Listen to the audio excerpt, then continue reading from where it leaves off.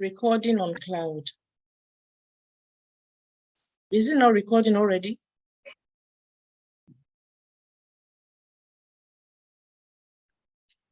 It's recording, sir. Please go ahead, Mr. Apaloye. Thank you.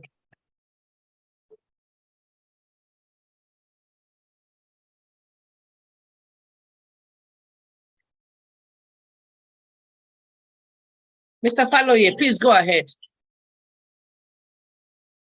Okay, good afternoon, everyone. You're welcome to Mass Timber Resources Webinar 5.0. Mass Timber Resources is a company registered in Nigeria to advocate for the for mass timber applications here in Nigeria, design, architecture, construction, and in a bid to create awareness amongst the practicing professionals and students in the colleges of architecture, engineering, etc. We are having this series of webinars. We've had 4 in the past. This is webinar 5.0 with a title, Effective Assembly with Less Waste. The whole idea is to educate practicing professionals in Nigeria about mass timber applications and see how we can work very closely with tertiary institutions such that any architect or engineer who graduates in a university in Nigeria will have passed through timber architecture courses, timber engineering courses, and we hope to spread this into other departments within the built environment, quantity survey, building, etc. So this is what we are pushing for. And today we have this webinar, we have 3 distinguished professionals with us. We have Mr. Sean Foster. Mr. Sean Foster will be our first speaker. Immediately after him will be followed by Mr. Christian Hess. Mr. Christian Hess will come after Mr. Sean Foster, and that will be followed by Mr. Niels Castellane. So very quickly, I will introduce Mr. Sean Foster to us, and then he can go ahead to make his presentation. Mr. Sean Foster Mr. Sean Foster is Mr. Sean Foster is an experienced carpenter assembler of cross-laminated timber. He grew up in a pattern molding making family where he developed the love for wood. He has built tented camps and log houses across Africa. It was at this time that he was fortunate enough to meet an Italian investor who invited him to Europe, where he went to understand the business models and supply chain for the mass timber industry. This opportunity also afforded him work experience with some of the leading assemblers in Europe. It also gave him the opportunity to visit a number of CLT cross-laminated factories in Italy, Germany, and Romania, especially to develop a business model which it will take back and implement in South Africa. Mr. Sean Foster successfully developed his biggest childhood dream, which was a bicycle museum. Incidentally, and funnily enough, it was at this time he met his wife, and together they acquired a heritage timber frame house in Germany, which was actually built in 1855. He is currently in Germany working on the renovation and retrofit of the timber frame house. Mr. Sean Foster is a team player and a great motivator.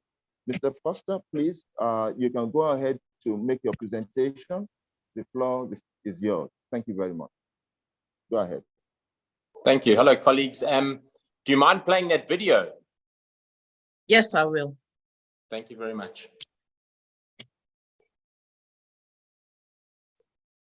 Can you skip my screen?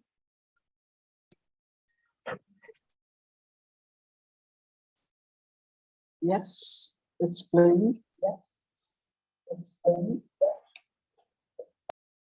Your screen is coming up. Yes. We just need the sound.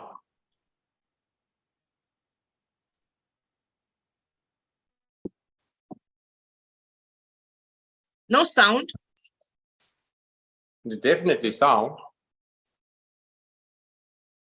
No sound yet. Uh-huh. There is sound. Can you hear the sound? Can you please confirm? I don't hear it from my side. Can we have a few Neither people? can I. Uh-oh. We can't hear any the sound sound. yet. We can't hear the sound. We can't hear the sound. We can hear here. I'm not able to Okay. hear the sound. Can we increase? Can we all increase our volumes? Probably it's from your devices. Can you hear?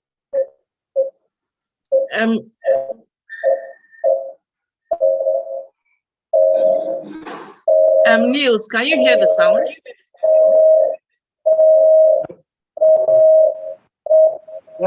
Everybody should mute so it's our own.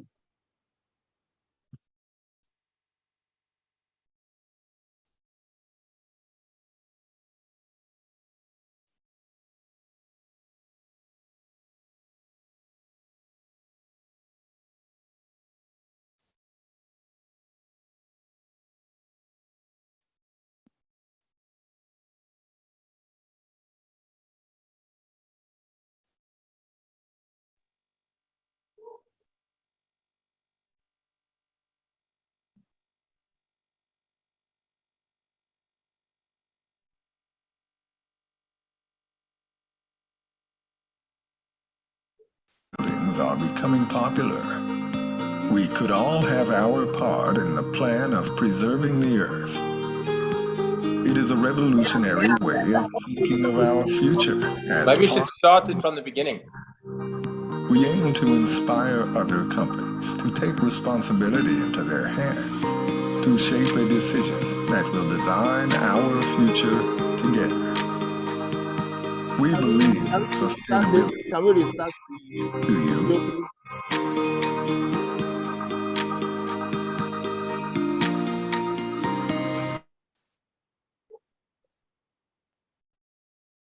Please, can we restart it, please? Thank you. So you didn't hear the video at all? We heard it, but it had gone Came on. pretty far. I beg your pardon? The video had gone pretty far before the audio came up. So if we can restart it, he can as well start his presentation. Okay, I will start again. Restart it, please. Thank you. I am so sorry. Yeah.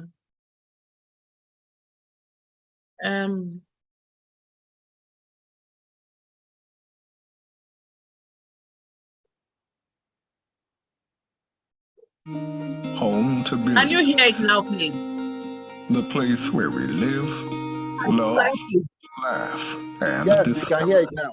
Yet there are not enough thank yous nor apologies said. Earth faces enormous stress from our unsustainable decisions, and it's facing the most significant threats of all time. What if we can change all that? This is the most prominent low-energy building in East Europe and one of the world's largest. This is the home of creativity. Zero-waste buildings are becoming popular. We could all have our part in the plan of preserving the earth.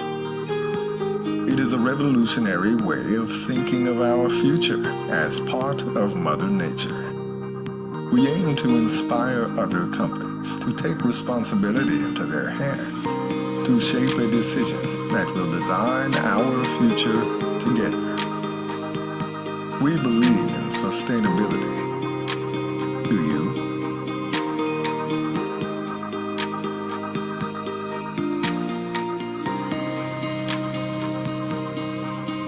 creatopy.com. Restore our Earth.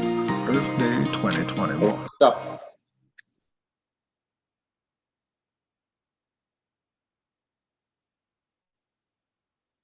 Thank you. Hello? Yes, we Thank can you. hear you. Please, please go ahead, please. Okay, this was a fascinating project that came about where I was invited to get work experience on this particular project. And the owner, Gabby, he was looking to build an energy efficient building out of timber. And he started to consult the various professionals in Romania. And as his company was a tech company, and he realized that he needed to build something very quickly. So he was able to come up with a design, and they were able to put this building together within less than a year from when we started. And it was built in 3 stages. And it was a remarkable piece of engineering, because the crane had to be placed in 3 different sections of this of the build, because the boom wasn't long enough to use a static crane. And it was to be part of a team like that and get the insights, because we were coming from Costi, who was based in Rome, and he was the ambassador for KLH. He was also part of the original assembly for Rotoblast factory. So he was establishing a branch into Romania. So we were able to really embrace the value of experience with the cross-laminated timber. There was also, we had to truck panels from Austria into Romania.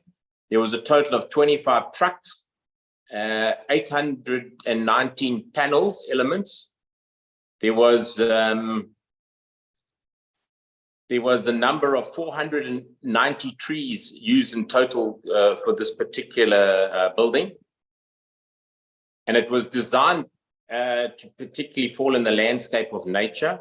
So it was designed as a tree. So the outside, the cladding was large, and there was a grass roof would grow on the top, which was a rubber seal they used as a roof, so that when you looked at it, it looked like a giant tree.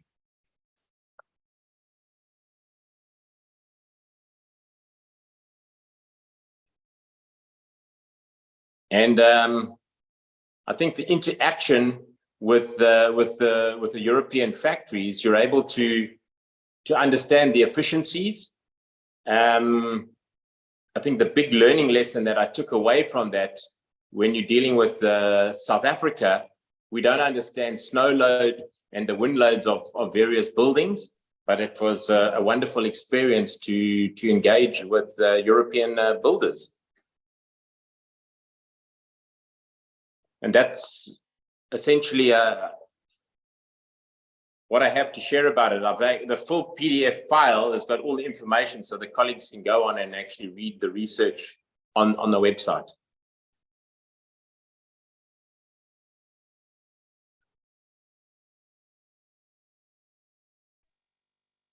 Hello, Sean. Hello? Are you through? Yes. Okay. Thank you very, very much. Thank you, Mr. Sean Foster. Thanks for your presentation. We appreciate that very, very much. We'll now move to Mr. Christian Hess, who's going to be the second speaker today. Mr. Christian Hess established Holzbau Carpentry Hess CC in 2007. It is a Windhoek-based carpentry and construction company in Namibia that specializes in precise and accurate timber roof construction, staircases, and freeform, as well as sturdy workmanship. The carpentry, which is another name for the Holzbau company, which specializes in glulam manufacture in accordance with European standards, offers custom-made design solutions for both residential and commercial development.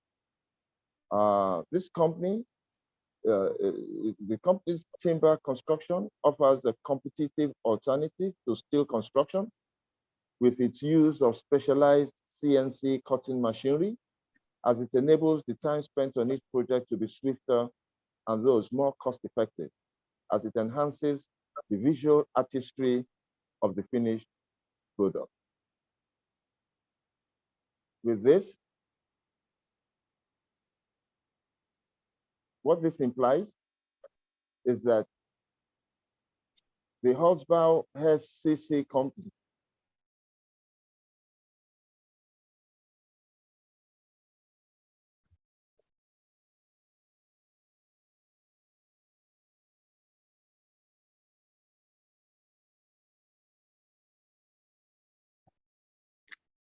Mr. Faloye, we can't hear you anymore. Sorry.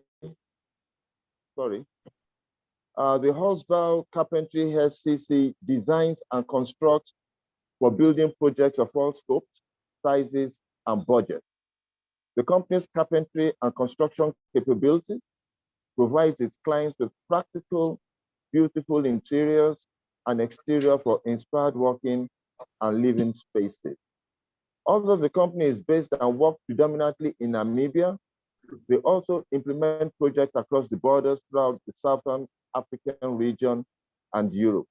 Ladies and gentlemen, let us welcome Mr. Christian Hurst, founder of Holzbau Carpentry SCC company. Thank you very much. Mr. Hurst, you can have the floor, please.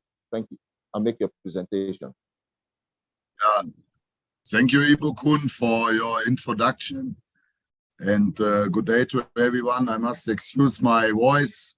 Got a little bit cold over the weekend. I like to share my screen with you guys. I just a moment.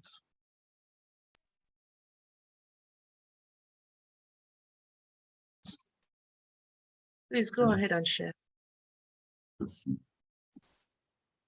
So, can you see my screen now? Not yet. Okay.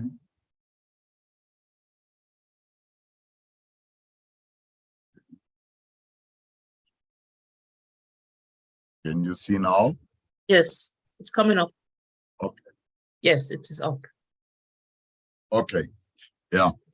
Again, hello everyone, and thanks for having me doing a presentation for you guys. We are based in Windhoek, Namibia. I came to Namibia 2007. I started the company in 2007. I was born in Germany, and 1994 I started the apprenticeship in carpentry.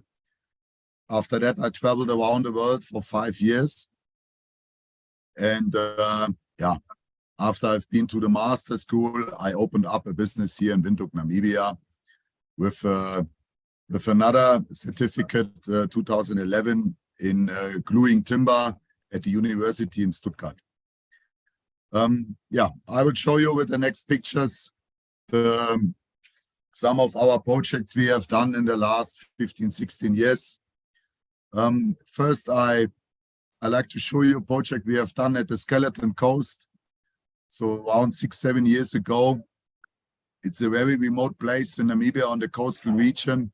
We are around 100 kilometers south of the Angolan border, where we were built up a lodge in the dunes on the coastline.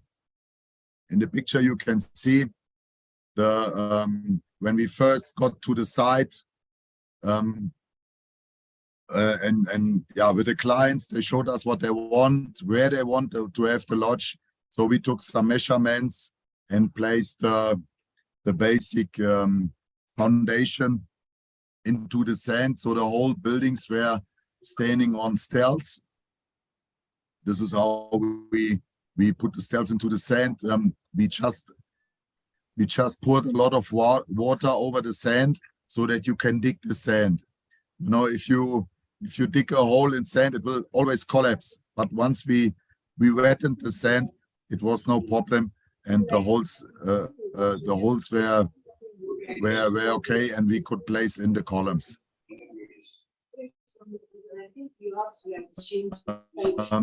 Yeah, we then built up the subframe. This was all done on site.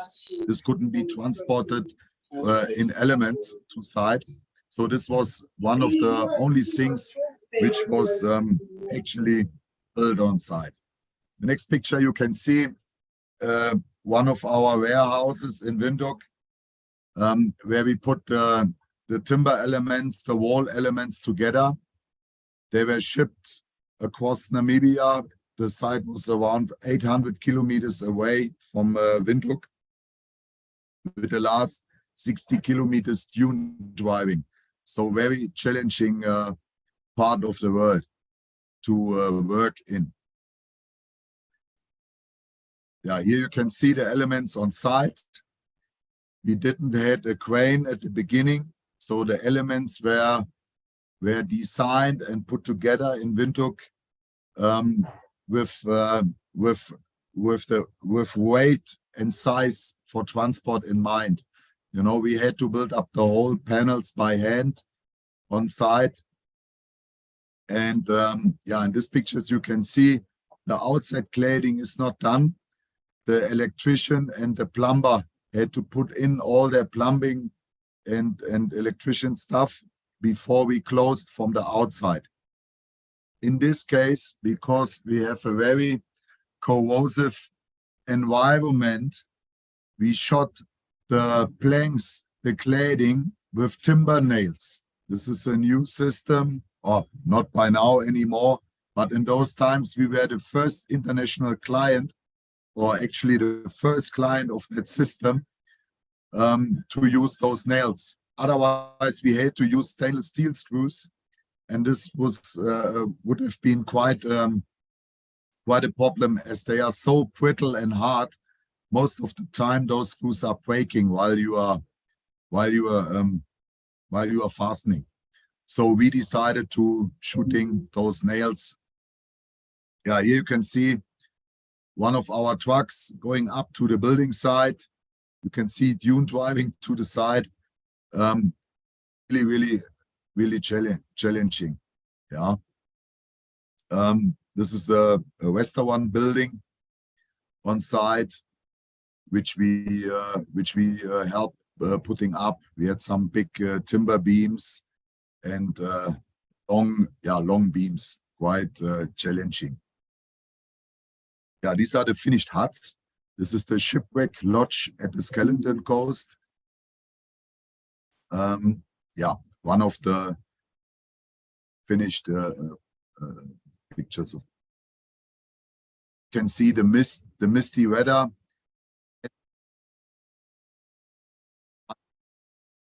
This misty weather on site, so it was not really pleasing to work there. Yeah.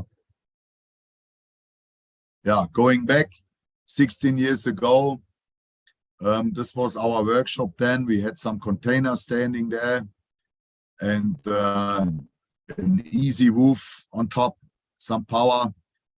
Yeah, those times we still used SA pine, which comes from South Africa. It's laminated in South Africa, like I said, 16 years ago. And we were pre-manufacturing some large scissor trusses in the warehouse. Here it's one truss coming up on the building site, pre-manufactured in the workshop, just assembled on site. And this is the finished building in Windhoek here. Yeah, this was my first big roof structure in Windhoek. And when we installed the timber structure, it was in the center of the town, city center, so all the people could see what we are capable of. Till then, there was not really a carpenter in Windhoek. A very old picture. Here you can see I was still working myself. I don't do that anymore. I'm sitting the whole day in the office and preparing drawings for the manufacturing. But in this case, you can see we use some spruce. Yeah, we started importing spruce from Germany and Russia, which we stopped 2 or 3 years ago because of the pricing of the timber. It got too expensive, and we got them back to pine from South Africa. Here you can see some special connection. This is traditional Germany. These are big suspension trusses. They are span over 60 meters in this case, and the whole floor hanging on this bottom. Yeah,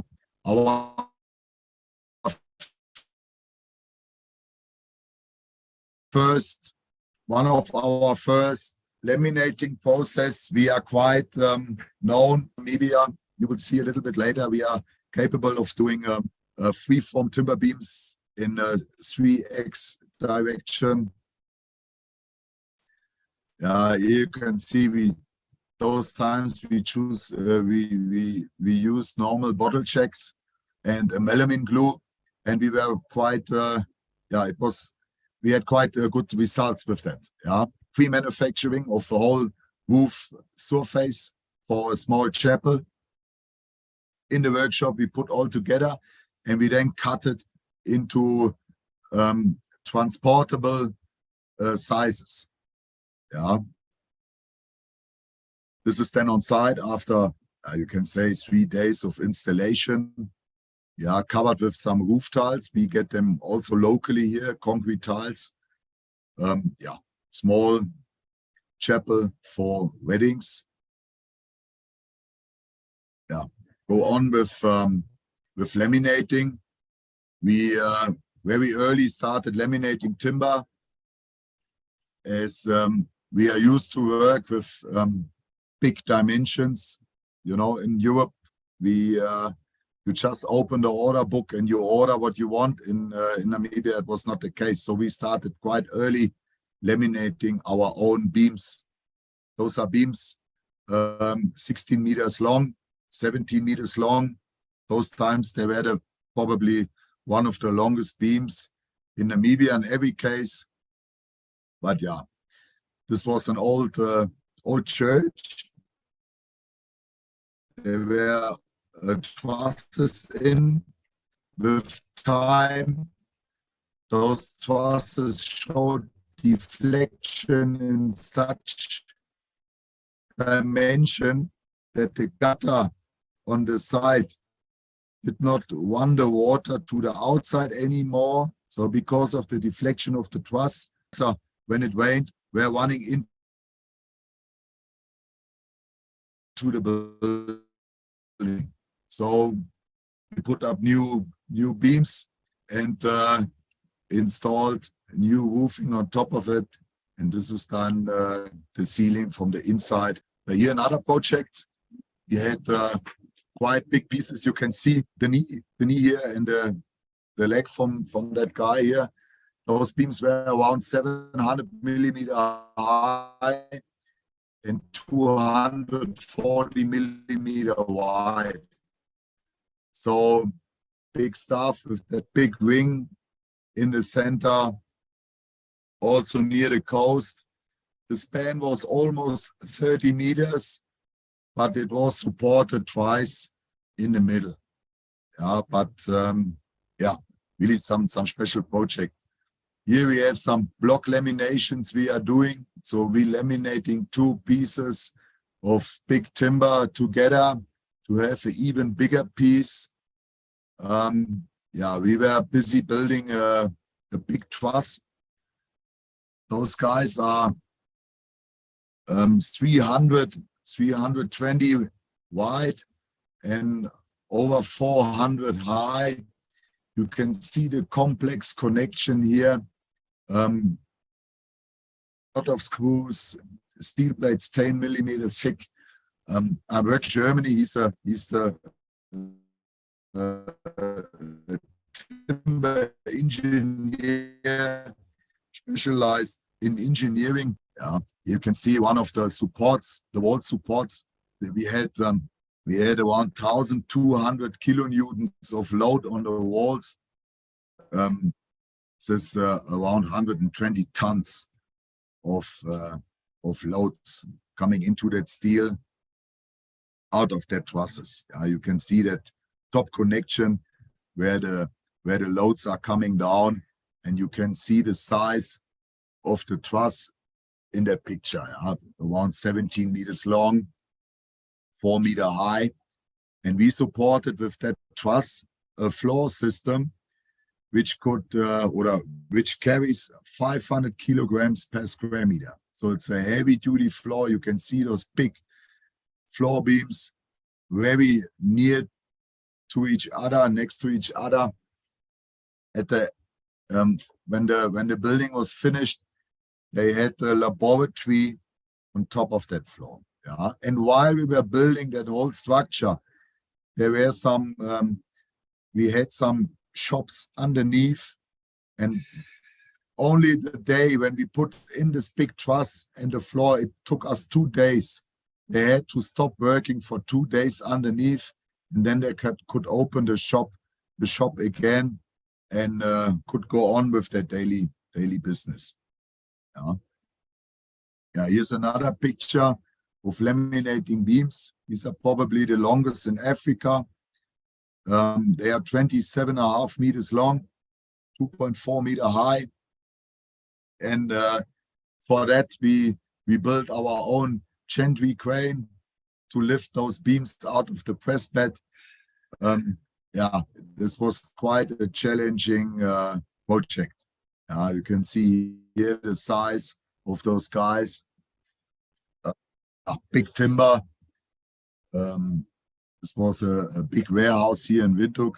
We used 220 cubic meters of timber for those trusses and the roof structure itself. You can see the guys are sanding and planing the beams. Here we put them together. We had long screws. We fitted screws in from top to bottom, around 2 meters long screws. And here we installed the whole structure then on site. It took us for the warehouse around 3,000 square meters, 2 weeks time. And then they could put on the roof sheeting. Then we started laminating beams in curved beams, 1 axis. Here we have a 2-axis beam. This was the beginning of laminating beams. Here we have a door frame, which we manufactured in Windhoek. This was then transported to Cape Town, where it was put into a wall. But you can see the free-form panel, the door panel. Today I would say it's the free-form CLT mass timber panel, this is 7-8 years ago, when CLT was in the beginning of its journey around the world. Here you can see that outside wall and a door fitted in. We have, of course, some special equipment we use. We have a special laser system we use to prepare our timber to pre-drill and work out, cut it out. Here you can see a prefabricated beam. All notches are cutted out. Purlines, ever necessary connections are already on that beam fixed.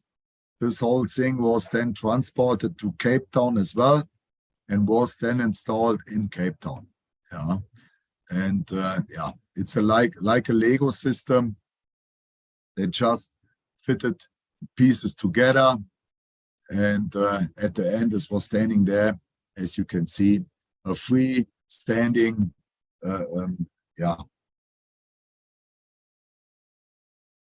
Some more laminated beams, quite tight radius we have that you can see always on the thickness of the lamella.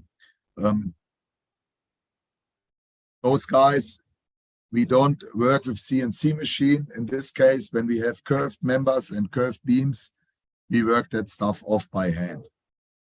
Of big machinery to cut, you see. But my workers, they love that work, you know. It's not a dirty work like bricklayers. They don't work with mud and cement and monocle. They work with timber, which is a clean and nice product to work with. Yeah. So all prefabricated, pre-drilled timber members. These are wall plates for freeform roof structures. Need to get on site. You can see on the left-hand side the wall plate. The curved beams coming in. We have some kind of thin plates where we drilled the holes for to accept those studs welded to the thin plates, and it's all then glued together with some special epoxy resin to have it fixed against uplift. Yeah, and here you can see everything, like I said, prefabricated in the warehouse. Those roofs, the structure on its own, we installed between 2 and 3 structures a day. Yeah, because everything was prefab. It's just put on top of each other, put a big screw in it, and it's there. Yeah, here you can see structure like that, easily done half a day. Yeah, from the back side, freeform structure. Very challenging for those type of structures are the roof covering. This is the most challenging of the whole building. Not even the curved beams. The curved beams is by now we know what we do. It's really easy stuff. But the roof cover is always a challenge we face. It depends on the radius. It depends on the timber material we have. You maybe can see all the small dots here in the timber. These are all staples. We have 10 of thousands of staples in such a roof to hold everything together and keep the surface as smooth as possible. Yeah. You can see the waterproofing. We use a product from Sika in this case. It's a fiberglass membrane which works together with a liquid rubber system, acrylic based, which we then at the end put sand on to have it look like surrounding rocks. Yeah. So this is from the inside, pre-drilled cable from the electrician. Everything was then done. Yeah. Yeah, there's another lodge, also curved members put together on the ground, the roof sheeting. We had then some days after, we are now proud, we are owner of a Unimog with a small crane. So it's a lot easier to put that stuff together on the ground and just lift it up. Yeah. Also big lodge in the Naukluft Desert in Namibia. Freeform roof, but only made with one axis curved beams. Yeah. Sink on top. This is the restaurant of that lodge. We have 4 canopies together in this case, and yeah, some other freeform structures like here. Yeah, something for the guests to making some nice pictures. Yeah, you can see this structure in the center and those roof surrounding it.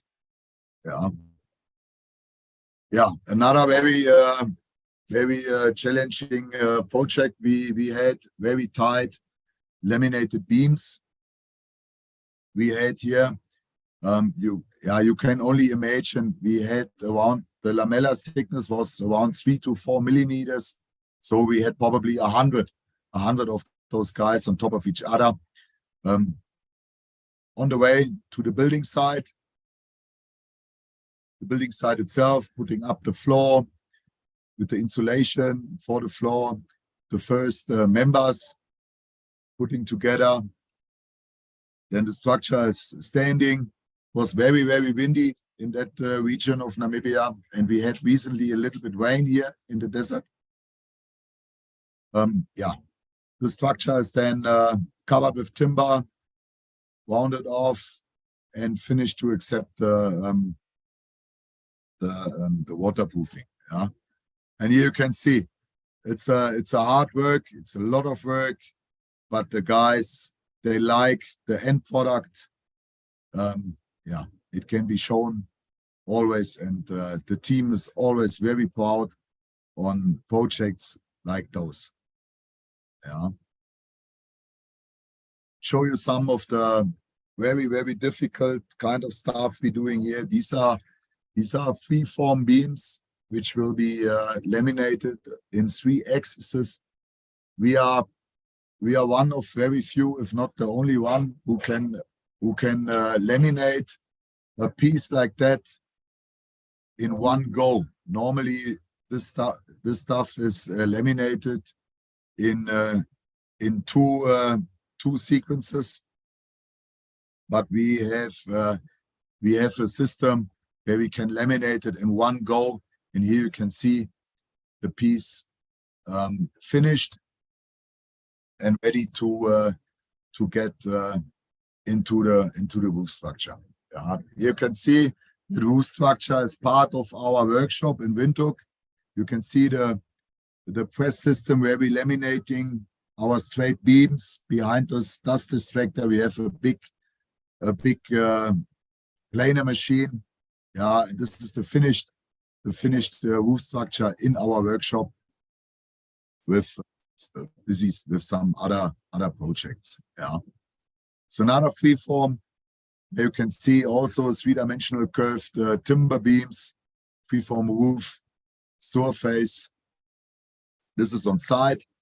You know, this palm tree is coming out of the center portion of that canopy. Yeah, with the waterproofing here as well. And yeah, another freeform roof with quite nice results. We only had 3 curved beams in that roof. All the other members are just straight members, and you still have a very nice surface, you know, curved surface on a structure like that. Yeah. Yeah, with this picture, I want to thank you for your time. Listen to me, and yeah, that's it. Thank you very much.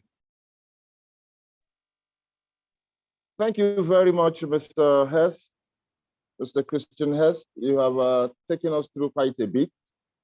We are very appreciative. We believe that we have learned quite a bit from what you have just taken us through. And we also believe that if we have reason to come back to you for further collaboration, we believe that you will respond. Thank you very, very much. Now, the last speaker we have today is Mr. Neil Castellane. Mr. Neil Castellane is a mass timber engineer who for the last 6 years has been working with Sweco NL in Zwolle in the Netherlands. He had the opportunity to work in Helsinki in Finland, which exposed him to high-rise residential structures. His mix of projects range from hotels to industry, commercial offices, etc., working with reinforced concrete, steel, and timber. Mr. Castellane has worked upon several renovations on industrial buildings, office structures, and with recycled wood and cross-laminated timber modules. He is currently working on the detailed designs of a school project, a hotel with 10 floors of timber modules, and apartment buildings. In his thesis for his master's degree, his research was on the capacity of historical timber carpentry connection.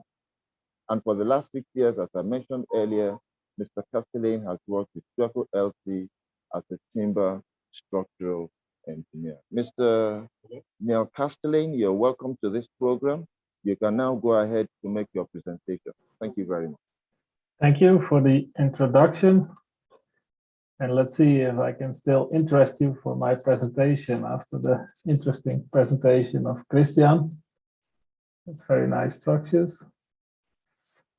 Let's see if I can share my screen. Yes. So if it's correct, you can now see my screen where I will tell about waste reduction. And as already introduced, I'm from the Netherlands. I have looked up some statistics about waste because actually I was not really that involved in waste and information about that. But all the statistics that I show are specifically for the Netherlands, so keep that in mind. And as introduced, I'm from the Netherlands, so I thought also to share some facts about the Netherlands. And one of the facts, and some of you might know, and some of you might not know, is that actually regarding resources of timber, woods, forests, the Netherlands does not have that much. So almost all the timber that we use is imported from Germany, Sweden, Norway, Finland, Austria, Poland. So it's all imported.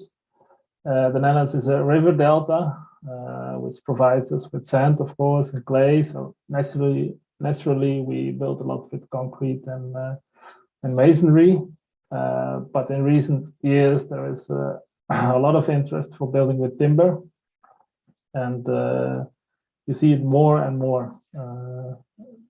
Mass timber buildings, all sorts of timber buildings, structures. Well, let's look at waste from the construction sector specifically.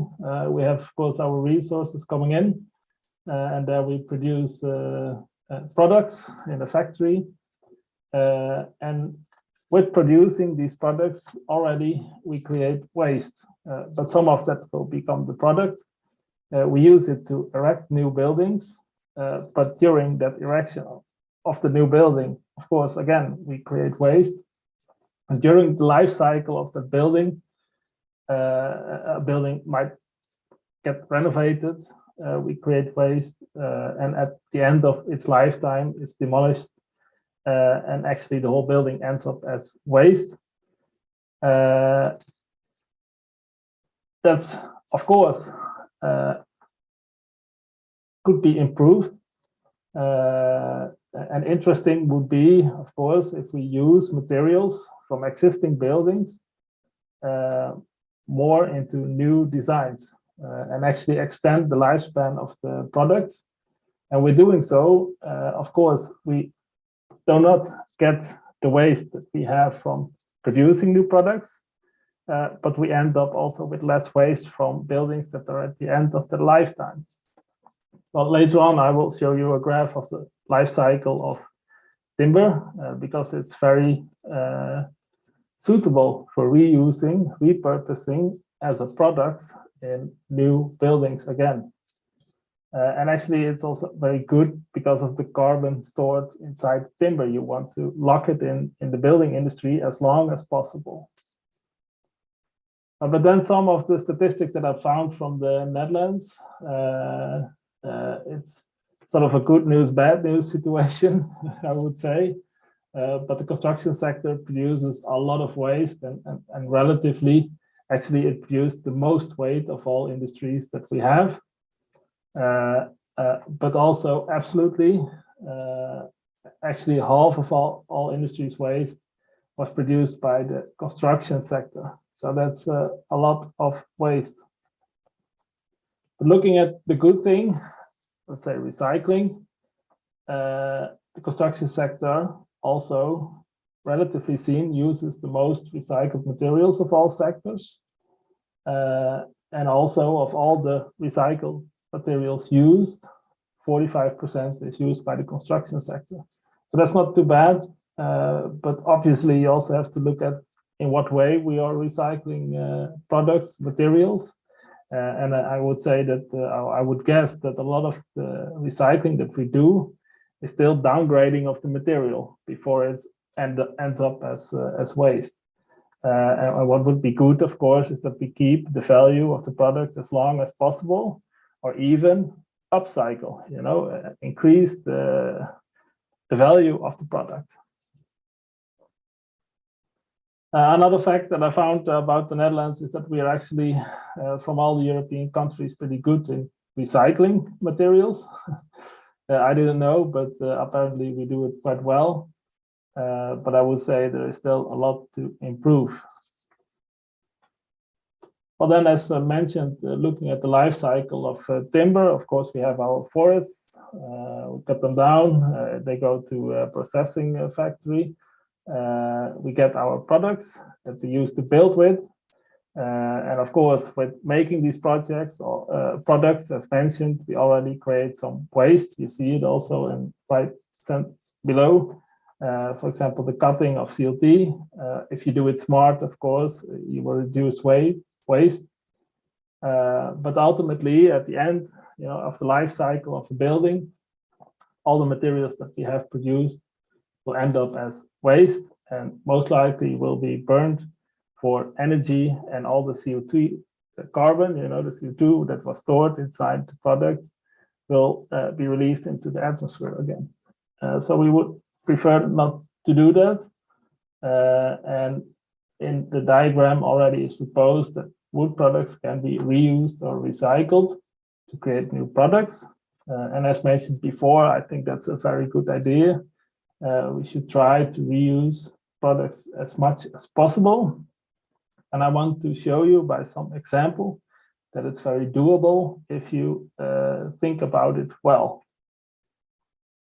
This is the example, one of the projects that I was involved at Zwettehuis. It's realized in or built in the Netherlands. And the aim here was to build a circular icon and use as many recycled circular materials as possible.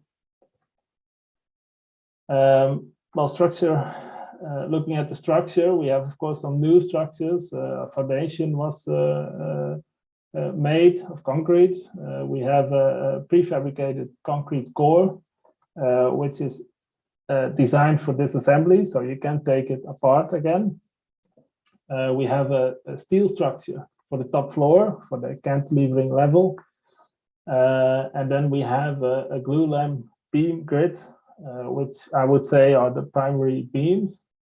But then the recycled structures, or the second-hand structures, are actually the regular sawn timber floors and roofs, what I call the secondary beams.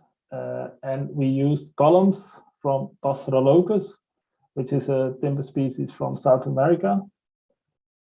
Here you see some pictures from inside the structure. You see, of course, the primary glulam beams. They look very new, but you also see the recycled sawn timber beams. And of course, the columns from Pastoralocus. And one of the lessons that we learned is that if you want to use recycled materials, actually the availability of these materials determine your design. For example, with these sawn timber floor and roof beams, these were locally sourced, and we figured out that most available dimensions were of a specific type, and also the length was often limited. So to integrate these elements in your design, we had to adapt the grid size to it to about 4 meters, which is relatively small, but allowed to reuse products. About 1,300 beams were reused, and to do so, we had to visually grade all those beams. So we looked at mechanical defects, knots, grain deviations, and so on. But ultimately, it succeeded, and all the beams were strength graded to C18, the European strength class. Another lesson that we learned is that upcycling sometimes is challenging because here was the idea to use these columns from Basilochus. As I mentioned, it's a species from South America. It's a hardwood. And in the Netherlands, it's quite often used in marine structures. And you see some photos on the slide here, where you could also see that these columns or these Basilochus elements, they're really long. And part of it is, of course, underneath the water, and part of it is above the water. And often they rot on the water line. And when this rotting starts, at some point they will be pulled. And they cannot be used in this specific application again, because halfway they are rotten. But there is sufficient length actually to use it, for example, as a column in a building. And this was the idea, but it was quite challenging. And the challenging part was that the moisture content of the wood was really high, of course, because they came from the water. But usually when we design and we look at where we use timber, for example, inside, we know this is very dry climate. And we also want that the timber that we use when we install is relatively dry, that it fits the ultimate climate that it's placed in. So here you see the table. Sorry for not translating them to English, but we have the climate clauses 1, 2, and 3, and 1 is actually for inside. So you see that the relative humidity, it's dry around 30%. Then we have climate class 2 outside, but under a roof, where we have a humidity of 30 to 85%. And then we have it outside, climate class 3, where the humidity is above 85%. Yes, this is correct, at least for the Netherlands, where outside humidity is quite high.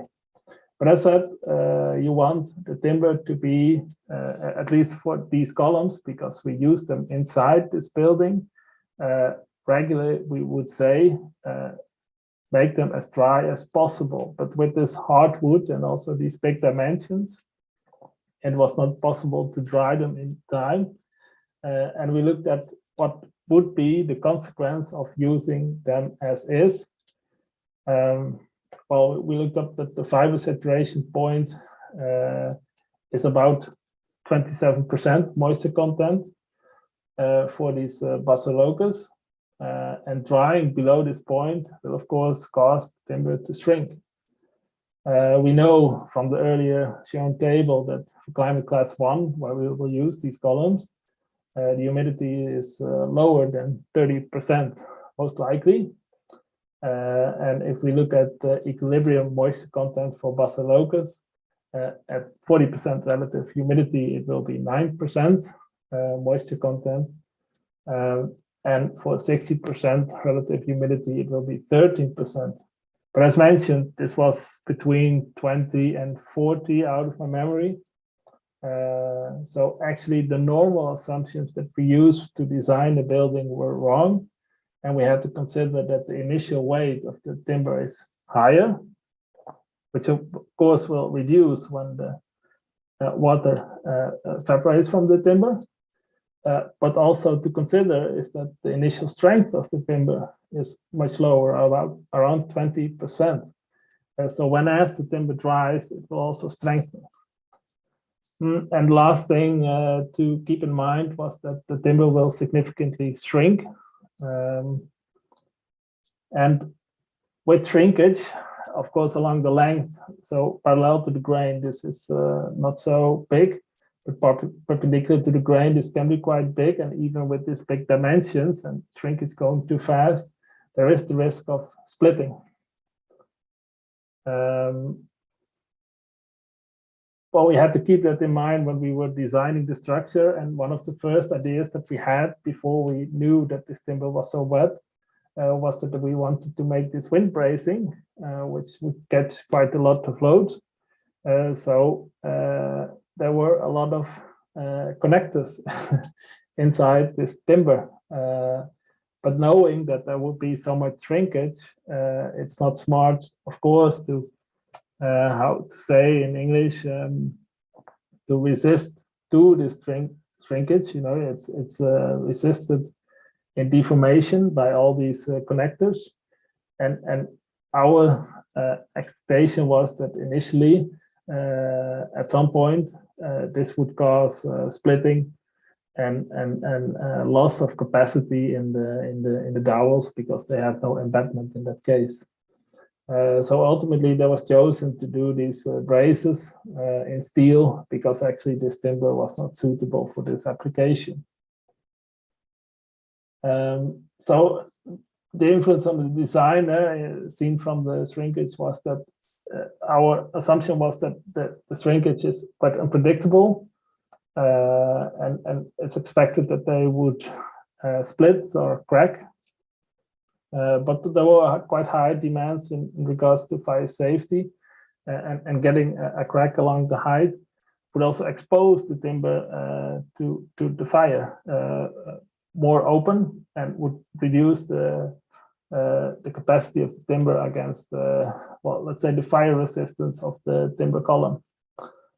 So we ultimately decided that for the regular columns, we would design relieving grooves to prevent splitting, and also to be able to put some kind of swelling band when in case of fire, you know, this would swell up and protect the timber inside the relieving groove. And also what we designed, or what we considered in design, that with all the connections that we make sure that the shrinkage can occur without any damage. So in the wind bracing that I showed earlier, we decided not to use this type of timber. Well, then some tips when designing structures to prevent waste. Consider reusing materials as we did, but perform a good risk analysis of the materials that you want to use. Also adapt the design principles that you have to the availability of the materials. For example, in our case, the grid size. Otherwise, this might affect your planning seriously if you have to wait for materials to come free. And also consider the fact that new materials that you apply in buildings now might be reused in the future. So one important thing in that case is document your design and also the material qualities that you use. Of course, timber can be visually graded on strength, but better, of course, would be if you have the documentation, so you know what type of material this is. And another aspect is design for disassembly. Of course, often timber is easy to take apart again, but sometimes we see also, for example, timber concrete composites, hybrid structures. Well, if you think about taking the structure apart again in the near future, these might not work that well. And then coming back to the first slide, as I showed that considering from the resources aspect, the Netherlands does not have that much forest. It is quite smart to think about reusing timber in the future because all the timber that we use needs to be important. And what we have within our own economy is easy to reuse again. So thank you for your attention. And perhaps there are some questions. Yes, thank you very, very much, Mr. Niels Kastelein. We appreciate your depth of knowledge. We also thank you for your time. No problem. We have picked up quite a bit from what you have put to us, and I'm sure that this will come very handy in our going forward as we push to bring in mass timber into Nigeria. We need professionals like you who can support us as we go along the way. We know it's not going to be easy, but we believe that with people like you beside us, we may not make as many mistakes. Thank you very, very much. No problem.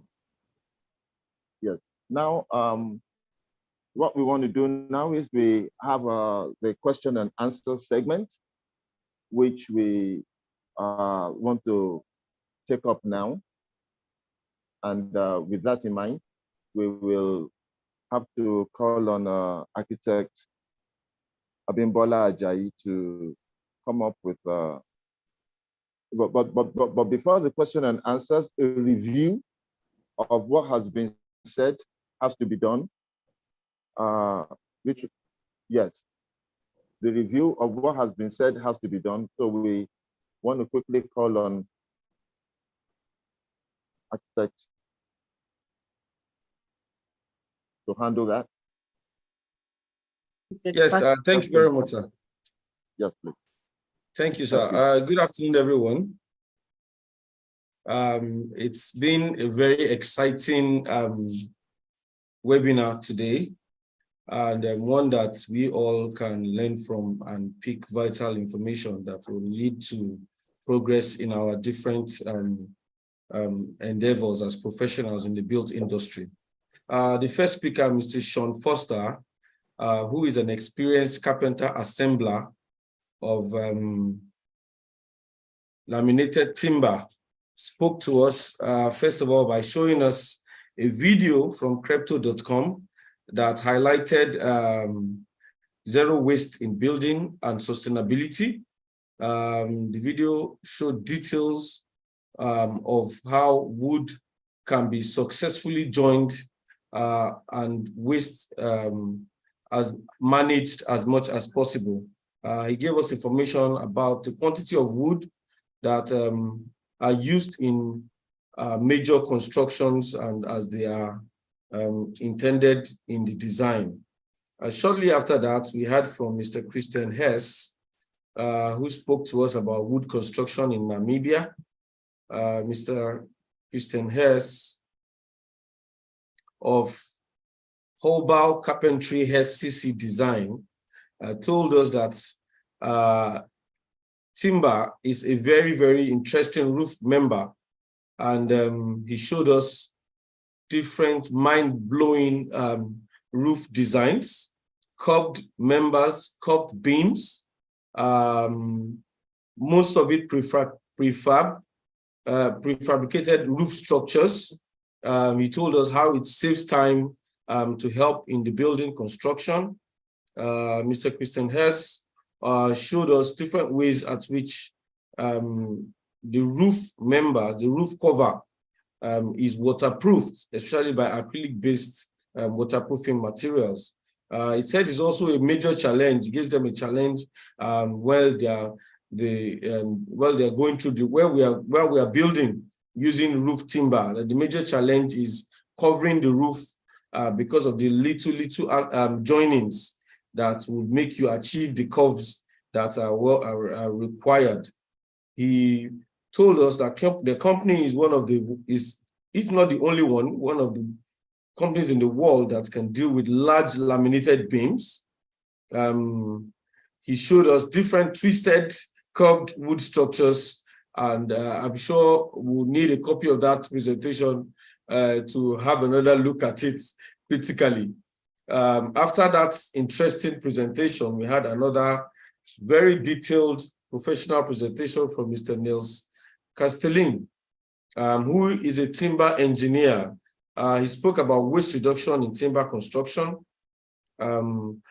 Interestingly, he said half of all industrial waste is from the construction sector, but that is the bad news, and also told us that the good news is that 54% of the recycled materials are used also by the construction industry. He spoke to us about the life cycle of timber and how it is renewable. He spoke to us about lessons that we will learn when we try to save waste in our design. Lesson number one, he said, is available materials will determine the design of what we are looking at. It gave us examples, sun timber floor and roof secondary beams. Lesson number two, he spoke about upcycling, sometimes challenging, which I found very interesting. He gave us example as the column Basralopus. That's the first time I'm hearing that word, but that's why we are here to learn, you know. He spoke about how the moisture content required for wet timber usage should be monitored. He gave a range of between 24 to 47%, said it should be majorly 27% in one of the projects that he showed to us. Told us that the influence on the design, he was talking about the shrinkage now. I said aside from regular splitting, the design can also intimate splitting, which is a wind, and he said that can be covered up by wind bracing. He also gave us tips when designing structures to prevent waste. He said we should consider reusing materials while we are preparing. We should consider that we might need to reuse materials. And he said we should adapt our design principles to the availability of materials. And he also said, finally, that we should consider the fact that new materials in the design might also be reused. I think all in all, we've had a very, very educative time. And personally, I'm looking forward to another time with such great minds as this. Thank you very much. Mr. Faloye, over to you, sir. Thank you very much, Architect Abiodun Fatui. Thank you very, very much. Now, very quickly, we'll call on remarks from Mass Timber Construction in Nigeria. Remarks from Mass Timber Construction in Nigeria. This will be delivered by Architect Moradeke Okuniboye. Please, Madam, you can go ahead to deliver your speech, please. Thank you.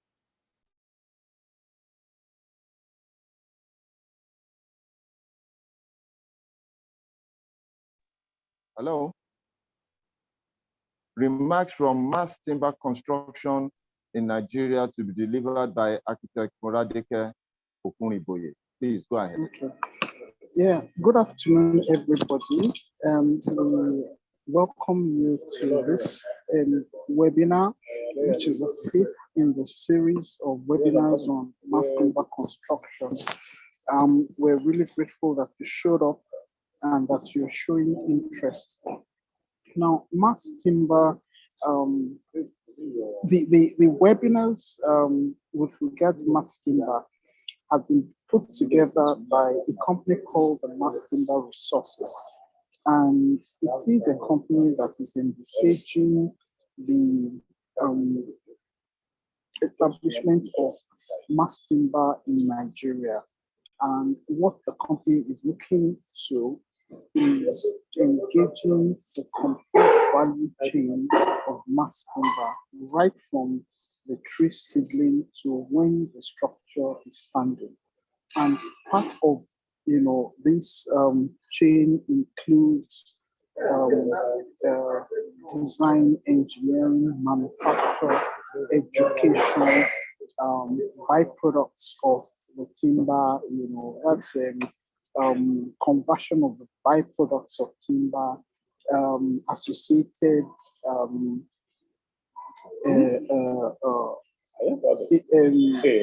enterprises that we can engage with timber.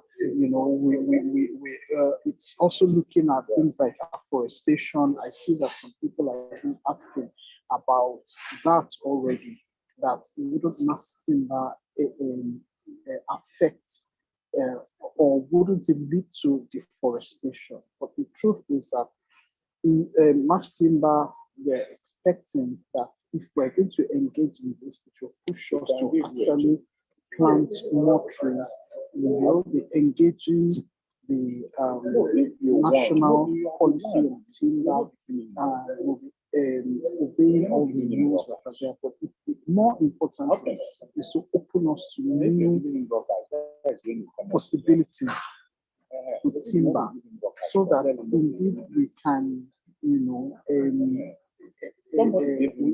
can engage the sustainable space, already we're seeing how unsustainable other materials that we have been using are, especially with regards their effects on our climate. So if we want to mitigate the effects of climate, and we need to reduce and slow down the changes in our climate, then we have to be looking at materials that are more climate friendly, materials that are organic, materials that occur naturally in nature. And this is what Mass Timber is presenting to us. So we would like for you to partner with us, to engage with us on all fronts, because just about everybody can find their space, within this economy, including, we're looking at security, we're looking at financing, we're looking at agriculture, we're looking at education. We have to develop curriculums for schools, of design, that's both engineering and architecture.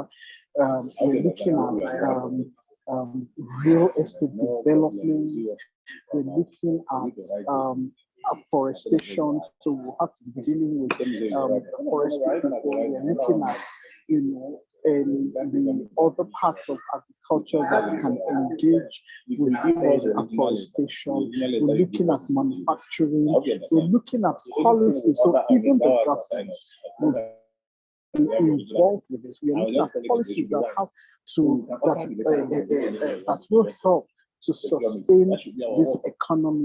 We're looking at codes that have to be written for the use and transformation of Madam, there is interference from your end. Madam, there's interference from your end. We can hardly hear you. I'm so sorry. Yes, we can hardly hear you. I'm so sorry. Yeah. I'm so sorry. I'm so sorry. Yeah. I didn't know that. I'm using my earpiece, so I'm not hearing the interference. But do you hear me better? No, there's interference from your end. I think you have some background noise, so it's masking your voice. Yeah, it's better now. Is it better now? Please go ahead. Okay, thank you. So, so I was saying that there is a whole economy that is being created by this material, mass timber, and that is what we're hoping that as Nigerians we can engage. And I am making a proposition to the participants on this webinar that there are all manner of things that are all manner of opportunities that are available within this economy. If you're into agriculture, there's a space for you. If you're into manufacturing, yes. If you're into technology, there is space. I mean, from what our presenters have presented to us today, you can see how far, technology has gone in the creation of some of the structures.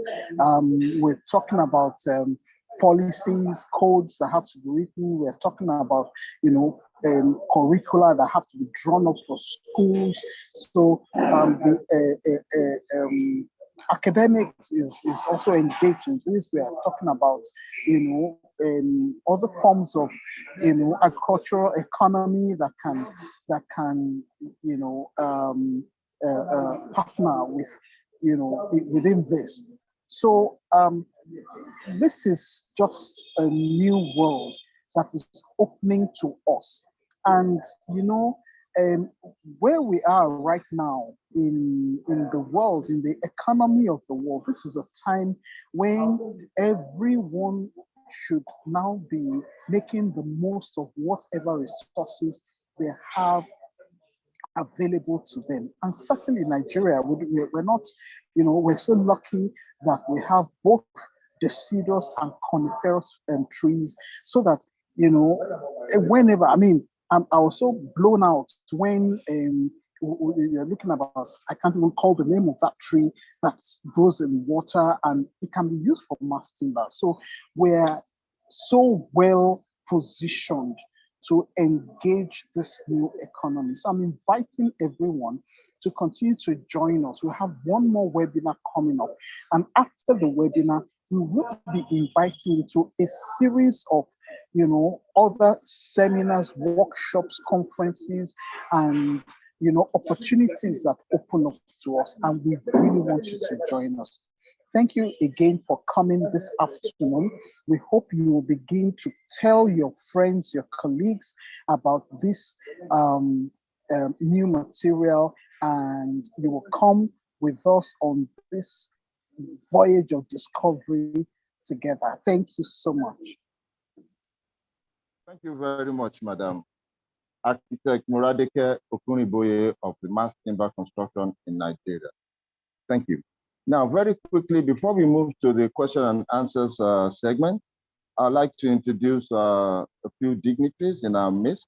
I'll start with Professor Okedele, who is the Dean of Architecture in Anchors University in Lagos. You're welcome, sir. I'll also like to welcome Professor Thank you, sir. Daramola. Oh, it's a pleasure. I'd also like to welcome Professor Daramola, who is the Deputy Vice Chancellor of Caleb University. You're welcome, sir. Incidentally, Professor is also an architect and is very interested in mass timber. We had a discussion yesterday and he has thrown his weight behind this project. We thank you very, very much.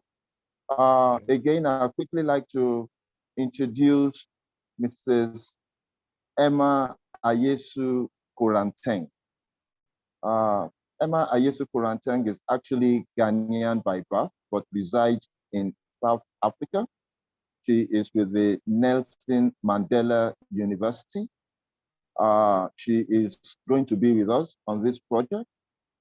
She has handled something very similar in South Africa. It was a huge success. And that is why we are welcoming her to join our project here in Nigeria to see how we can bring mass timber into Nigeria. I want the participants, I want the speakers to know that in this journey, they are very relevant to us. We are going to be roofing in Nigeria using mass timber. So, Mr. Hess, you are going to be very relevant to us here. Mr. Foster, we are going to be doing a lot of timber work here, and we are going to be training our masons, our carpenters. They will need very competent and proficient training. You are going to be with us, please, as we go forward. We also would like to tell Mr. Niels Castelling, a timber structural engineer, that your services will not be limited to SWECO. Be prepared to share your knowledge and your services with us here in Nigeria as we go forward. And Mrs. Emma, please, your support, your decision to support us is very, very welcome. Thank you very much. So very quickly, let us go on to the question and answer segment, which will be handled by Architect Abimbola Ajayi and supported by Architect Ebenezer Odeyale. Please feel free, go ahead. Thank you very much. Thank you, Mr. Moderator. Thank you very much to the speakers. And I want to say a big welcome to the professors in our midst as well, because we're looking forward to ensuring that mass timber construction would start from the roots, which is in the schools of architecture. So I thank you so much. And if the moderator would allow, maybe after the question and answers, if you can just give us a word each for about a minute so that we can hear from you as well, your expectations. Now, for now, we have those 5 questions in the chat box, and I'll take them very quickly, and I would request that the speakers who feel that they should respond. At least I know that 1 or 2 are directed at Mr. Hess, but then I'm sure that Niels too would have responses to this question. So I'll take all 5 very quickly so that you can respond at once. And then if we have more questions coming in, I would ask the questions And just because of time, it's better to have all the questions put together. Very much. So the first comment or question was from Architect Uliaku, who said, "Thank you for your presentation. It is very interesting and educative. Would you say that laminated and glued timber used in construction is a cost-intensive process?" I think that question was actually directed to Mr. Hess. Would you say that laminated and glued timber used in construction is a cost-intensive process? Now, the second question is from Mr. Ibukunfaloye, the moderator. He said, due to the off-site manufacture of mass timber products, how much of an advantage is mass timber construction over conventional construction with regards to waste left behind at the construction site? Again, what other uses can the waste at site be put to? Can such waste be recycled? Now, the question, Mr. Christian Hess actually quickly answered Architect Uliaku. He said that we do finger joint timber to the required length. Timber is not always a cheaper option if it is done correctly. And yes, but yes, you need less foundation because of a lesser weight. But then I think that you may want to even expatiate further on the question. Now, the fourth question is from Architect Uliaku again, is as if she's the only one listening. Mr. Christian Hess, please, how do you achieve the length of the beams used? What are the project difference in project cost of glulam timber vis-a-vis concrete and mortar construction? Then the fifth person that asked the question, Professor Wale Alagbe, there are actually 5 questions rolled in one. And the first one, he said, I need clarifications on the following. What is the span to depth ratio of timber beam that is 17 meters long, as mentioned? That's the first one. Second, it seems that mass timber construction needs specialized construction inputs, equipment such as crane, special screws, 2 meters long in some instances, as mentioned, and special mechanical and electrical inputs. Will all this not add to the total cost of the project, making it unaffordable? The third question is, how do you mitigate deforestation as a result of mass timber construction? Then the fourth is, no mention was made as to the cladding materials for the envelope of mass timber construction frame. And the last from Professor Alagbe is, how do you protect mass timber construction from susceptibility to exposure and exposure to moisture and fire incidents? So over to you, Mr. Hess and Engineer Niels. Thank you. Please keep the questions coming in. We'll just have one more batch of questions and that will be it for this afternoon. Thank you, sirs. Okay, yeah, also, you know, for the first question, what is the span to depth ratio? This is not easy to say. You know, you have some rules where you can say a 15th of the span would be the height of the beams, but you can't say that. You know, you must calculate it according to the loads you put on the beam. Yeah, there is some rules of thumb, but yeah, like I said, you need to know what your loadings are. Tomorrow morning you put some solar panels on top of that roof. You need to know that before you do the calculation. Yeah, you know, sometimes we do a roof structure and the people asking me, they can walk on top of the roof, it's strong enough, so they want to have a terrace or balcony, you know. And then I say, okay, then we need to recalculate. Then we need to allow, let's say, 200 kilograms per square meter. But the people answer me and say, yeah, no, they only will be on top of the roof with a family of 4 or 5 guys, you know. And then I say, yeah, and next year you're selling the house and the new owner of the house makes a big party with all his friends, 200 friends making a big disco on top of the roof, and the roof collapses. So This needs to be carefully calculated the same way you would calculate a steel structure or concrete structure. There is no rules of thumb. This is, yeah. And the most important things with timber construction, as you have seen from Mr. I don't know, Kazis from Netherlands, are very complex connections. And for those very complex connections, you need to have an engineer who has the knowledge. At the moment in South Africa, I don't want to make myself some enemies, but there are almost none engineers in South Africa who can calculate a proper timber structure. You know, like the truss I showed you, this truss is very complex. We have, like I said, we have more than 1,000 kilonewtons. We're talking 120 tons on top in that system. This is a lot of stuff, not for a steel structure, but for the timber connection. So this needs to be very carefully calculated. The second, seems that mass timber construction needs specialized construction inputs, requirements, crane. You know, of course, we have a Unimog with a crane.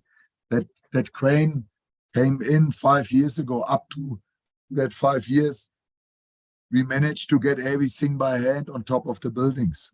Yeah, you can design a roof structure in such a way that you can lift up your members by hand. You know, if we're going to large span, 10, 12, 15 meters, your beam's getting bigger, of course. And then the question arises to get the crane, you know. The need for 2 meter screws is only given if you have really big construction, like the beams we laminated of 27, 28 meters, you know. And I want to mention, we are not the only one in the world who can do big beams.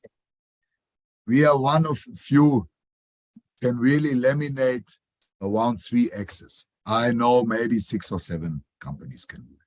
So, and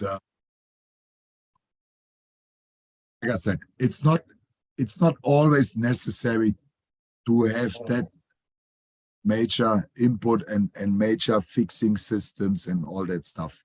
You know, we started in Africa 16 years ago. We didn't have screws, not at all. You know, we took 6 millimeter wire, steel wire, and we cut them to the length we needed. If we needed 300 millimeter long nails, we cut them by 300 millimeter. The one end we heated up with a torch, and then we just punched it once to have a nail head, and the other side we just sharpened. So we had a nail, you know.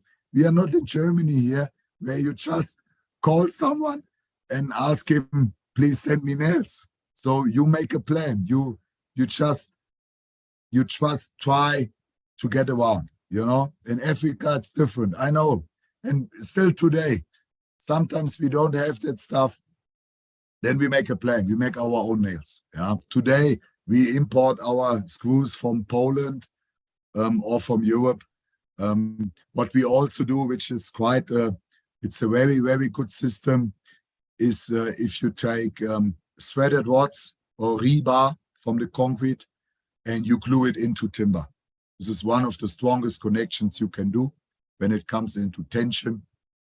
So it's very, very good and easy to work, but you need to have skilled people. Yeah, it's not like you just drill a hole and you epoxy some threaded rod into the timber. It's not like that. But yeah. So deforestation, you know, I don't know that much, but I know that at the moment it's more timber used to making paper than for construction. And in Europe or Germany, you know, let's say Austria, Germany, Switzerland, France, they have so much timber growing in a year. They're exporting all over the world their timber without deforestation. We have so much timber. You know, we don't talking about hardwood out of the jungle, you know, that really special timber. We don't use that for construction. For construction, you're just looking for, you're looking actually for cheap timber. Yeah, cheap, durable, load-bearing timber like pine or spruce. I don't know, you will probably have pine in your forest. You have planted pine years ago. So you work with most of the Southern Hemisphere, like South America, Australia, New Zealand. We all use pine radiata. I think in Nigeria, you have probably the same. In the Northern Hemisphere, they used until, I would say, till the next 5, 6, 7, 10 years spruce, but it's getting warmer and warmer. They have problems. They have the biggest problems. They have big challenges now because they have a lot of insects. I'm coming from a forest region in Germany, and I were a month ago at home. I was shocked. The forests are gone because of beetle-infested timber. They sell all the timber to China. They're paying big bucks for that forest, for that beetle, for this infested timber. The Germans, they don't want it, so they sell it to China. But yeah, they have big challenges. It's getting too warm for spruce. Yeah, but there is no deforestation if you start working with timber. And you know, the idea is also to cut a tree and plant a tree. You know, so sustainable. There are sustainable programs about, you know, how to say, where the timber comes from. So it's they kept in mind that you want to keep the forest for the future. So they plant trees when they cut trees. Yeah. Yeah, you know, there's a difference, you know, in the Northern Hemisphere, a spruce tree takes around 50 to 60 years to get harvested. You know, we have seen pine, radiata pine trees in South Africa. They get cut after 20 years. Then they have a reasonable size to get cut. You know, there's a big difference in the load-bearing capacity. But it's good, you know. And once you laminate it, you make it actually stronger. Yeah. Another thing which we're working more and more with is eucalyptus. Eucalyptus, I like it very much. It's a very nice timber. It's a heavy, good timber. It's good for outside. So it's almost, it comes into the same direction as the spruce in terms of strength. It's not far away. I think we have eucalyptus in Nigeria, actually. Yeah, you should try and Okay, Niels and Sean, you may want to quickly also chip in your comments, and then very quickly we would also have Emma Koranteng, Ayesu Koranteng also comment maybe after Sean and Niels. Thank you. Niels, yes. Sean, either way. Yeah, I had still one question to Christian about the eucalyptus. Is it also good for gluing? Yes, because yes, not we all... also. Yeah, not all species, but the species we have here in South Africa at the moment, they are good to glue with. This is actually the same species we're getting from Uruguay. You know, it's crazy. South Africa is exporting eucalyptus to Arabia. At the same time, they're importing eucalyptus from Uruguay. You know, it's, yeah, cuckoos. Yes. But it's how it is. But we gluing eucalyptus, you must be careful. We are gluing with PU. And Namibia is very, very dry. But we know it, we're gluing for the last 15 years.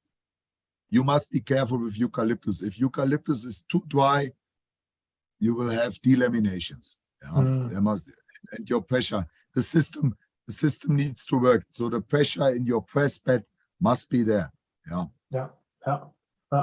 Well, one thing to comment on what Christian said. You know, he said the rules of thumb indeed be careful with them. Always calculate. Of course, a rule of thumb is easy when you want to have an idea of the design, but ultimately it really depends on the load that's coming on beams and members of the structure, and you will always need to calculate. And that's one. And then the connections, what Christian also mentioned was that the connections are quite tricky in timber because it's quite soft. So introducing a load into timber is, well, you have to take care of splitting, for example, and movement of the timber. So you have to really keep in mind what could happen and what you want to do. So you always need to calculate. And in regards to special equipment, what we at least see in the Netherlands, that we usually work with quite heavy materials, you know, like concrete and steel. And actually, because timber is lightweight, you can use relatively light materials, even electrical materials, to move your material around. And also, I think if you compare erecting a timber frame to, for example, cast in place a concrete structure, of course, you have a tremendous time save. You save a lot of time in realizing your structure, but also in regards to waste, it's much cleaner, less noise for the environment, also because it just goes a lot faster. And I think there are also studies in Europe and America about how much waste is actually created on site with using different building materials. And I believe timber is always very good waste-wise. It's quite clean to build with. Yeah. I think, you know, what I see most is when you know, we have a lot of architects now with the participants design the structure. You know, we have you design a roof structure, the architect is already drawing in the purlines on top of the rafter. You know, you can already space your purlines according to the shutter board or the boards you have available. If you have a board available with 2.5 meter, so you space your purlines already to 1.25 meter or a third of the length. So you don't have waste on site. This is what I do the whole day here in my office. When I'm designing roof structures, I make sure my guys on site, they don't need to cut. You know, we have tongue and groove boards. You can see the ceiling behind me. Those tongue and groove boards, they have a certain length. And I divide those lengths in the spacing of the rafters. Once they place the boards on top of the rafters, there's no waste. And they are fast. They are very fast because they don't need to cut. They just place the boards on top, fix them with the nails, and here they go. Yes. And the same applies to a steel structure. You know, in Namibia, our normal steel length is 6 meter or maybe 13. I'm not sure. But if you have that thinking, it's good to go, you know. Then you make sure you have less waste. You work like you are working in modules, right? Yeah, but I look for it because timber is expensive in Namibia. We don't have timber in Namibia. Everything gets imported from South Africa or overseas.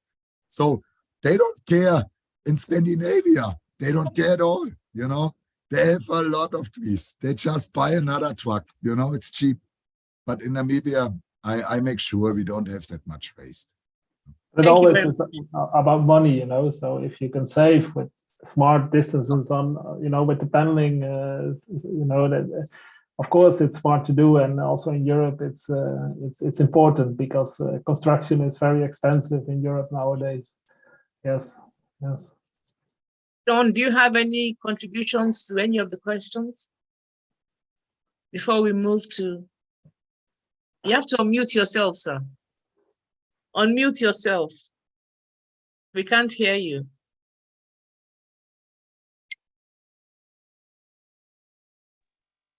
Yeah. Yeah. I think the guys have answered the questions comprehensively. Okay, thank you very much. So we don't have any more questions in the chat room. And I'll ask Emma Ayesu Koranteng to quickly unmute and give us a few words on her expertise. But before we do that, I want to also specially recognize the past chairman of Nigerian Society of Engineers in the person of Engineer Dr. Victor Oyenuga. He's in our midst. You're welcome, sir. Thank you for joining us again. Emma, over to you. Please unmute yourself and say a few words. Thank you. And then the moderator can take over after that. Thank you very much.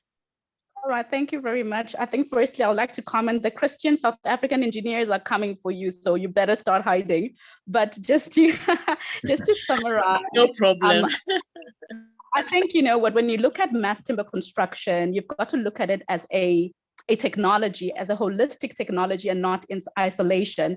Now, just to maybe touch on one or two of the questions. Now, if you look at cost, right, mass timber in itself is the only type of material or technology whereby everything is done in the pre-construction phase. You design, you manufacture, and then you assemble. So by nature, you save a lot of time, and therein the cost effectiveness of the technology. So your crane and everything else, the MEPs, etc., the HVACs and so on, it's factored in because the more time you save on your construction, I mean, time and cost is relative. So the more time you save in the planning and the manufacturing of it, you know, you actually save money. When it comes to waste, now mass timber is an engineered product. You can't, you know, make it in your backyard. So by virtue of its engineered nature, waste is minimalized. In fact, if you look at any mass timber building, the panels are pre-cut to precision. You actually assemble it like a puzzle on site. So you'll have, you know, small little bits and pieces of offcuts in the manufacturing process. Now, because of the circularity attributes of mass timber, these offcuts can actually be used for things such as furniture. So, you know, when it comes to the AECs, your architects, engineers, and contractors, I think it's very important that, you know, they are trained in this new technology so that they can apply, you know, circular design principles, because it is these principles, if adopted properly, right, we can save money. We can obviously, you know, reduce cost significantly. It's highly unlikely to go onto a construction or a mass timber construction site where you'll find waste because everything is pre-cut to precision. So that's just what I wanted to add. But you know, when we talk about our AECs, right? This is the very reason why these webinars are happening, in the sense that we have to bring academia into the mix. So academia, industry, in order to ensure that, you know, we impart the knowledge into the up and coming, you know, professionals. Of course, those that are seasoned in the design of concrete and steel, etc. They will obviously be upskilled. So the process is ongoing, and it's not just a once-off. I mean, it's happening in South Africa, for instance. Most of the academic institutions, including myself, my academic institution, you know, we've gone through the process of, we had a pilot project, you know, we brought in academia, we brought in industry. So that is some of the steps wherein, you know, any country that wants to embark on this journey can adopt in order to, you know, ensure that when the projects start, you have the necessary skills to actually, you know, execute. But in the meantime, we have our experts from across the globe, you know, and, you know, we learn from them as we get along. But ultimately, you know, we end up, you know, once we're upskilled and once we are, you know, well equipped, we take over and we do, you know, the project ourselves. So just in a nutshell, that's my comment. Thank you.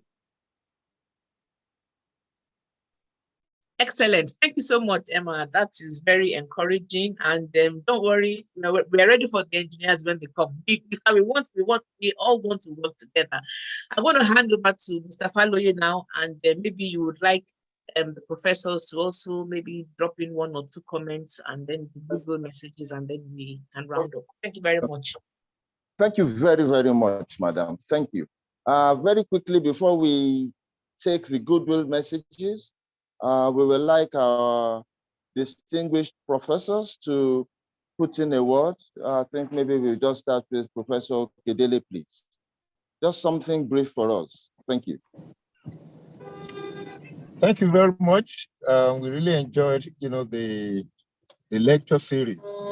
And I want to say that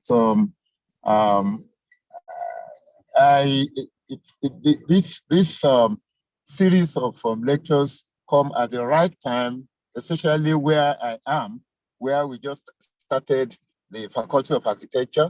We are going into the second semester now. And you know, they say, catch them young. Like by the time we started this lecture series, I was involved, and that brought us into, you know, the university where I am. The university has been convinced, and in reality, you know, we have already put it in our, and now NUC is actually, you know, doing review, you know, of the syllabus, you know, for most courses. So it comes at the right time. We have involved 2 courses, you know, especially in the wood production in our lecture series. And that is an advantage to those of us, you know, that are in the private but very young Department of Architecture. I'm very pleased, you know, to say that right from, this is the 5th series, and we have been involved in it. So we are welcomed. You know, like we said, that academy, you know, should come into, and we should catch them young. Right. So I can say, you know, that we are in line with the intention, you know, or the goal, you know, of this series. Thank you very much. And I want to say happy birthday to my sister, Architect Abimbola Ajayi. Many more years of good health and sound mind to you. Thank you, sir. Thank you. Thank you. Thank you very, very much. You didn't say happy birthday to me too. Prof, I'm jealous. You are supposed to say happy birthday. My sister, Muradeke. Okay, I see. Okay, Muradeke, you are my sister now. I didn't know that. All right, so happy birthday. And God bless you. Thank you very much. All right, Professor, thank you very, very much. We are grateful for your words. I'm sure they will help in moving us forward. Now, very quickly also, I'd like to call on Professor Daramola, the DVC Caleb University, to give us the word, please. Thank you very much, sir. Yeah, thank you very much, moderator. We are excited to be a part of this meeting. Caleb University is committed to innovative ideas and concepts that is capable of taking our profession to a very high level. It is a very rare privilege, I will say as a very rare privilege, to be involved as one of the think tanks of this great investment. And we will do everything within our capacity to ensure that all the academic components that are required to move this project forward will be a part of it. And I want to assure you that if there's anything you want Caleb University to assist, either financially or whatsoever, we will be interested. All we need is just to get a memo from you, and we discuss it with the management, the governance of Caleb University. Caleb University happens to be the first private university in Lagos. And as of now, we have a very encouraging enrollment, student enrollment, and we have quite a number of professors of architecture. Caleb University is enjoying the benefits of Lagos State Chapter, Nigerian Institute of Architects, at different levels. We know for sure that it is you that have made us what we are, and we shall continue to appreciate you. Caleb University finally has another platform whereby we bring in professionals within Nigeria or outside Nigeria, like the team of the professionals that spoke today, so that they can teach us both virtually and physically. We would please request that whenever the request goes out, kindly oblige to give us people that will be able to teach our students in the area of practicals.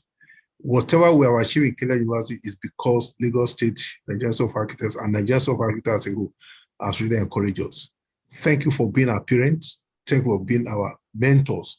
And we shall continue to give whatever we need to give concerning the success of this program. Thank you very much. Thank you very, very much, sir. That was very, very inspiring and encouraging. Definitely we will be You'll be seeing us, we'll be knocking on your doors very soon for other levels, higher levels of collaboration and cooperation. Thank you, sir. At this point, we'd like to take the goodwill messages. We'd like to start with the representative of the Nigeria Institute of Architects, Abuja chapter, Architect Yemi Shola Adebi. Please, madam, you can go ahead. Thank you.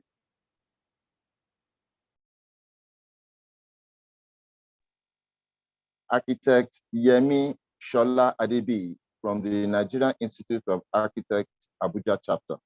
Please go ahead.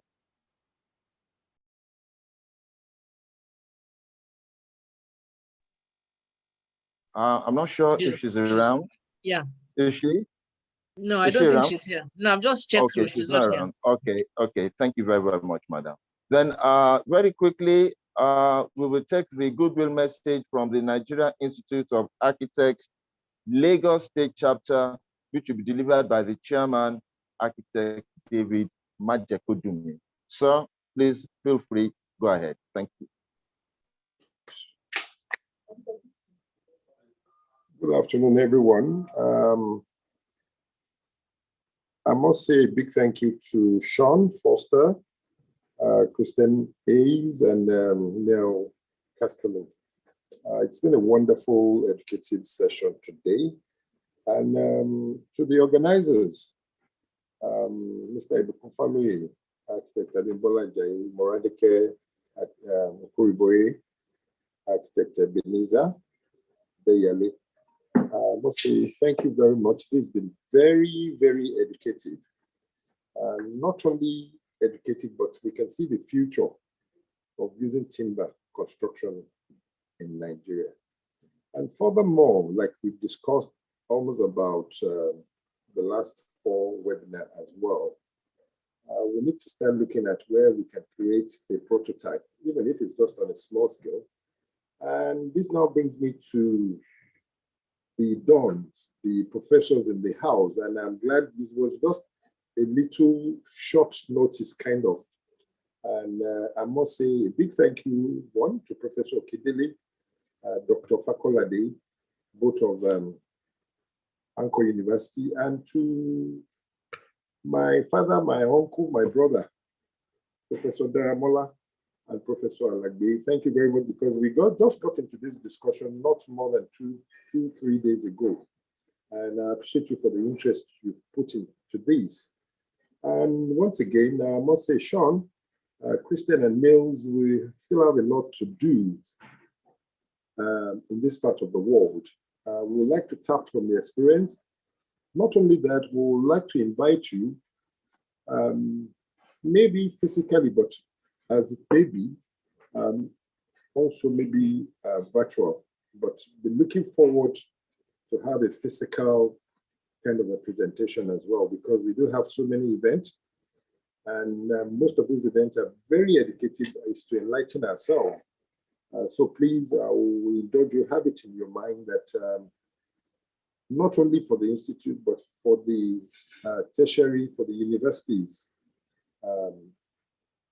in Lagos, most especially, and even if possible, we should be looking at maybe an exchange program, you know, with our students in the university, if it's just 1 month or 1 session as well.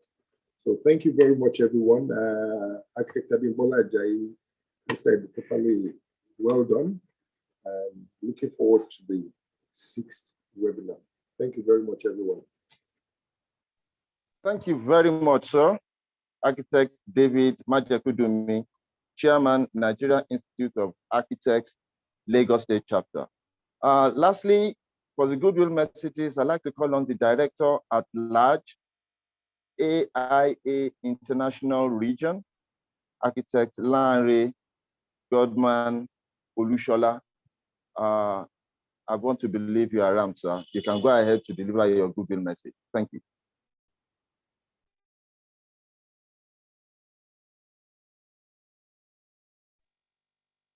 Architect Lanre Olushola, is he around, please? No, I don't think he's around. He's not around. It's not around. Okay, so with that, we'd just like to quickly mention to everyone that we are very grateful. This is going to be the vote of thanks and the closing remarks. We are very, very enthused by your gesture to be part of this. We have to express our gratitude, and we want to ensure and promise that we are going to be back. This is just the beginning. The whole idea is to see how mass timber will birth in Nigeria. How do we engage mass timber to tackle the huge housing deficit in Nigeria? Our decision was to beam our attention at this initial point, to beam our attention on Lagos State.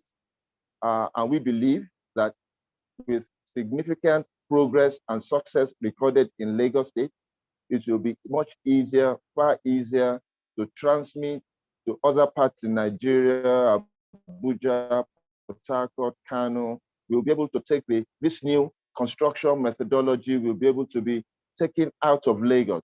But for now, in our mind, we are focusing attention on Lagos State, and that is why we are talking about universities in Lagos, construction in Lagos. Focus is on Lagos now, but one of our objectives are to spread mass timber holder in this project. So let me quickly say to the organizers, architects Abimbola Ajayi. You're not in Nigeria, you're in the US, but it's as if you're in Lagos. Thank you very, very much. The academia who have created time to be here, we are very grateful. The speakers who took time off from their busy schedule to honor our invitation, we are extremely grateful. And I want to assure you that we are going to come again. We will need your services again. Thank you. And all participants and everybody, we are very, very grateful and say a huge thank you. Webinar 6.0 will be coming up on the 6th of October. Promptly, we will send out the links for registration. We hope to see you at that webinar. Thank you, and thank you very much. Well, I think we've come to the end of the webinar for now. Madam, you can go ahead, say what you have to say, please. Thank you very much. No, thank you. I just wanted to say thank you to everybody once again. Engineer Victor Oyenuga, thank you. Dr. Daniel Akeremale, he joined all the way from Australia. Thank you very much. Yes, and you know, Australia is about 24 hours away. Oh yes. So yeah, so you're welcome. And thank you, everybody. Architect Afolabi Usman, you're welcome, sir. Thank you for being a part of the webinar. And let's thank Architect Odeyale. He has been very, very instrumental and critical to all this. Architect Ebenezer, thank you very much. And Emma, yes, thank you. We're going to be yes, seeing each other very soon. Please just bear that in mind. Yes, we need you on board. Thank you very much. Please. Thank you, everybody. God bless you all. Thank you. Thank you. Goodbye, Prof. See you soon. All right, sir. Thank you, sir. All right. Bye, sir. Bye, everyone.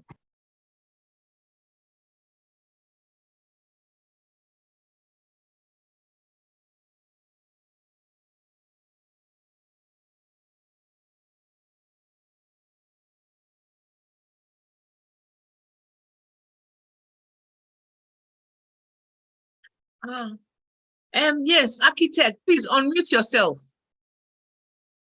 Architect, Architect Akeremale. Yes, please tell. Yeah, sorry, I didn't know you wanted to comment. Not really saying anything, man. Just to appreciate you for Thank all you. that you are doing. Thank you so much, sir. Yes, it's midnight here, so I just woke up. I know that. Yes, I know. That's why I said 24 hours away or 12 hours it is away. well. Thank you, man. Thank you. Thank you so much for joining us. Yeah.